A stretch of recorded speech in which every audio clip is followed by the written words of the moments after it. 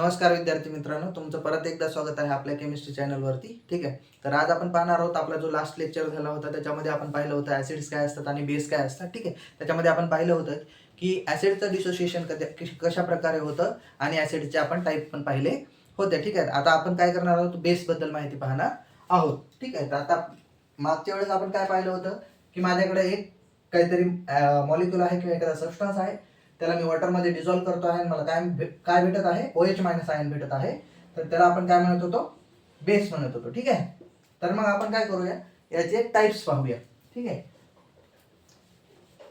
बेसचे types.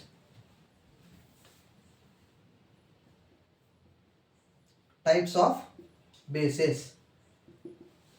ठीक आहे. बेसेसचे types आहेत दोन. जसे ऍसिडचे होते एक स्ट्रॉंग एक वीक, सेम टू सेम इथं काय असणार आहे, एक असणार आहे स्ट्रॉंग बेस आणि दुसरा असणार आहे वीक बेस. ठीक आहे.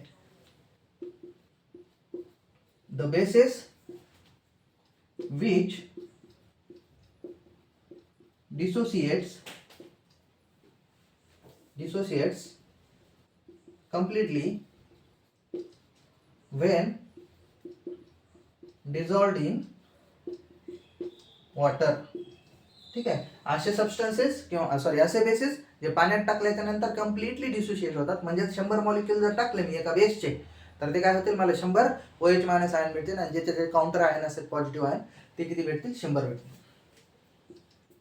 Are called as strong bases. काय म्हणतो आपण याला, स्ट्रॉंग बेसेस.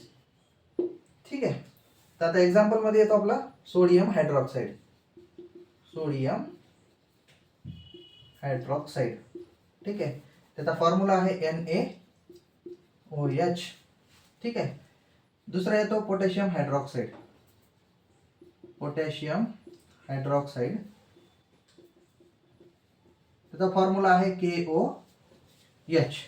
ठीक आहे. हे झाले स्ट्रॉंग बेसेस जे कम्प्लिटली डिसोसिएट होतात वॉटरमध्ये डिझॉल्व्ह करण्याच्या नंतर, त्याला आपण स्ट्रॉंग बेसेस म्हणतो. दुसरा आहे आपला weak bases.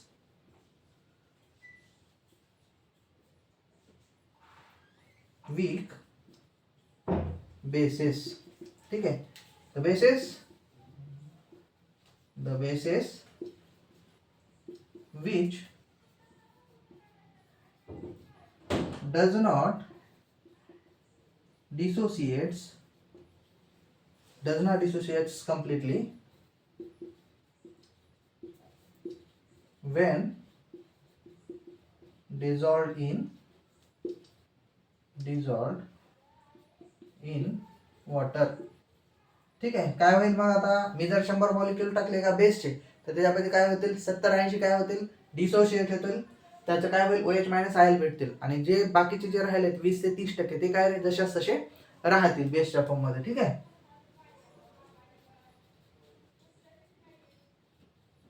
R called weak bases. हे काय होतात, कम्प्लिटली डिसोशिएट होत नाहीत. एक्झाम्पल आहे आपला, 2 एक्झाम्पल लक्षात ठेवा, जास्त ठेवायची गरज नाही. पहिला आहे अमोनियम हायड्रॉक्साईड. Ammonium hydroxide. ठीक आहे. अमोनियम हायड्रॉक्साईडचा फॉर्म्युला येतो मुलांनो NH4OH. दुसरा आहे आपला अमोनिया, एक लक्षात ठेवा, अमोनिया, त्याचा फॉर्म्युला आहे NH3. ठीक आहे. हे झाले काय, टाइप्स ऑफ बेसेस. बेसेसचे 2 टाइप, एक स्ट्रॉंग बेस, दुसरा वीक बेस. ठीक आहे. अजून एक काय, आता याचं काय पाहायचं आपल्याला, बेसेसचं डिसोसिएशन पाहायचं.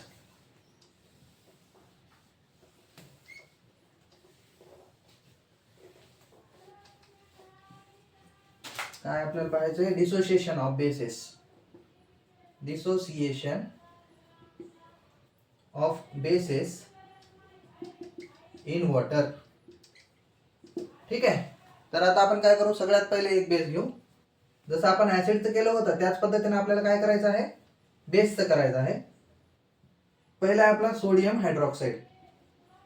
सोडियम हायड्रॉक्साईड, त्याचा फॉर्म्युला आहे बाळांनो NaOH. ठीक आहे. आता NaOH याला मी वॉटरमध्ये डिझॉल्व्ह केल्याच्या नंतर काय भेटतं मला, Na प्लस आणि दुसरा OH मायनस आयन भेटत असतो. आता बघा, जिथं आपण काय केलं होतं ऍसिड मध्ये H प्लस ला वेगळं केलं होतं, म्हणजे H ला वेगळं केलं, इथं काय करायचं आहे OH ला वेगळं करायचं आहे, ठीक आहे. आणि OH वर निगेटिव्ह चार्ज द्यायचा आहे. मग जर ह्या स्पेसिस वर काय आहे त्याच्या अर्ध्या ह्याच्यावर जर निगेटिव्ह चार्ज येत असेल तर जे बाकीचा पोर्शन राहिला त्याच्यावर काय येतो निगेटिव्ह पॉझिटिव्ह चार्ज येत असतो. OH मायनस वर निगेटिव्ह, दुसऱ्यावर पॉझिटिव्ह येत असतो, ठीक आहे. तर याला आपण सोडियम आयन म्हणतो. दुसरा potassium hydroxide, potassium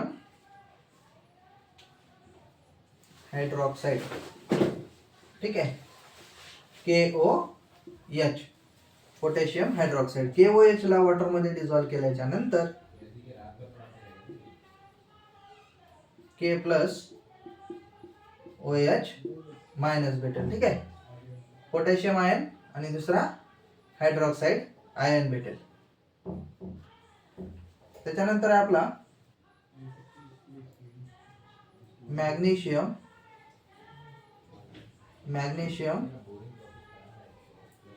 hydroxide OH2, ठीक आहे. मॅग्नेशियम हायड्रॉक्साईड, आधी इथे लक्ष द्या, MgOH2. याला वॉटर मध्ये डिझॉल्व्ह केल्याच्या नंतर काय होईल, आता इथे बघा, वर सोडियम हायड्रॉक्साईड आणि पोटॅशियम हायड्रॉक्साईड मध्ये काय होतं, एक OH प्रेझेंट होता, बरोबर. किती होते, एक OH प्रेझेंट होता, ठीक आहे. तर आता आपल्यापाशी काय आहेत MgOH2. याचा अर्थ असा की या मॉलिक्युल मध्ये Mg एक वेळेस आहे आणि OH मायनस जे आहे ते 2 वेळेस आहे. किती वेळेस आहे, 2 वेळेस आहे. म्हणजे आपल्याला काय भेटणार आहे, Mg भेटणार आहे आणि 2 OH मायनस भेटणार आहे. मग आता माझ्याकडं 2 OH मायनस भेटत आहेत, म्हणजे मायनस चार्ज किती आहेत, 2 आहेत. तर मॅग्नेशियमवर पॉझिटिव्ह किती येतील, 2 येतील, ठीक आहे. त्याच्यानंतर कॅल्शियम हायड्रॉक्साईड,